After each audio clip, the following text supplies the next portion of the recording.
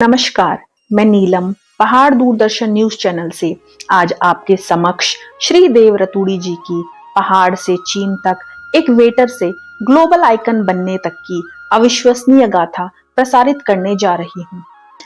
हिमालय की तलहटी में बसा छोटा सा गांव कैमरसोड, घनसाली क्षेत्र की बालगंगा घाटी, जहां नीले आसमान के नीचे हर सुबह देवदार की खुशबू उठती है, जहां कच्ची पगडंडियों पर जीवन की कठिनाइयां और सरलता दोनों साथ साथ चलती हैं।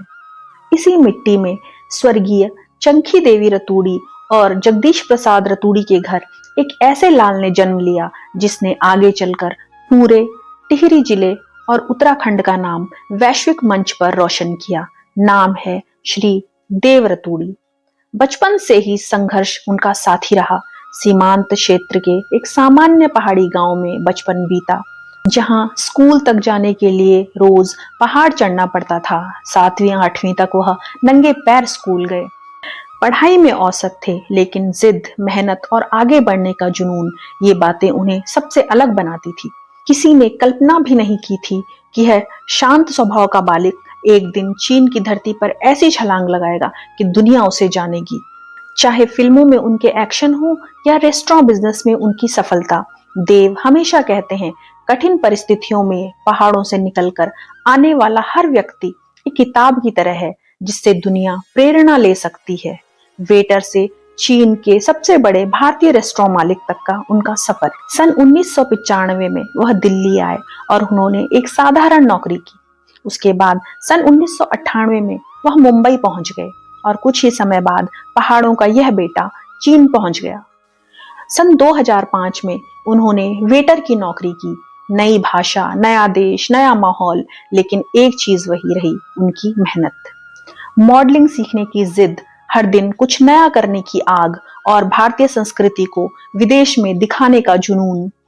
सन 2013 में चीन के जियान शहर में उन्होंने अपना पहला रेस्टोरेंट खोला, रेड फोर्ट, यानी आज की मशहूर रेस्टोरेंट चेन अंबर पैलेस। आज अंबर पैलेस चीन में किसी भारतीय द्वारा संचालित सबसे बड़ी इंडियन रेस्टोरेंट चेन मानी जाती है। 12 से ज्यादा रेस्टोरेंट, सैकड़ों रोजगार और हर जगह भारतीय, विशेषकर उत्तराखंडी खान पान का स्वाद और सम्मान। उनका मानना है, अंबर यानी आकाश, पहाड़ में रहने वालों की पहुंच कभी आसमान से कम नहीं होती। रेस्टोरेंट से सीधे फिल्मों तक का सफर, जहां मेहनत ने पंख दिए। श्री देव रतूड़ी ब्रूस ली के बड़े प्रशंसक थे। बचपन से एक्शन फिल्मों का शौक था। उन्होंने कभी नहीं सोचा था कि फिल्में उन्हें बुलाएंगी, लेकिन किस्मत उन लोगों पर मेहरबान होती है जो खुद मेहनत से अपनी राह बनाते हैं। आज तक वह 45 से ज्यादा चीनी फिल्मों और टीवी सीरीज में काम कर चुके हैं और my roommate is a detective जैसी सुपरहिट सीरीज में अंतरराष्ट्रीय पहचान बना चुके हैं। अभी तक वह 20 अवार्ड जीत चुके हैं। एक वेटर से फिल्म एक्टर तक का सफर, यह कहानी किसी फिल्म की स्टोरी जैसी लगती है, लेकिन यह एक हकीकत है, एक पहाड़ी युवक की हकीकत। देव का कहना है, चीन ने मुझे दूसरा मौका दिया और मैंने उसे पूरी ईमानदारी के साथ पकड़ा। उनके काम ने न केवल लोगों का दिल जीता, बल्कि इतिहास में भी जगह बनाई। सन 2018 में टॉप 100 एंटरप्रेन्योर इन शांजी एस्कोफियर F&B मैनेजमेंट अवार्ड से उन्हें सम्मानित किया गया और चीनी बिजनेस स्कूलों की पढ़ाई में देव रतूड़ी का केस स्टडी शामिल हुआ।